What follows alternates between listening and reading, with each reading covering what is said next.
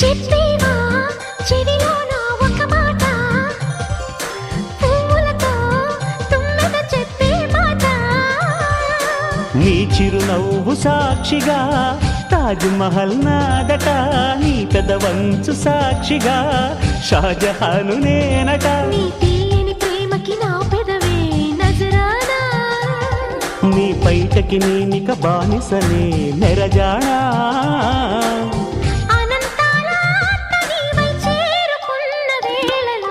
కోకలు కట్టిన కోయిలా కమ్మని కౌగిలియవే.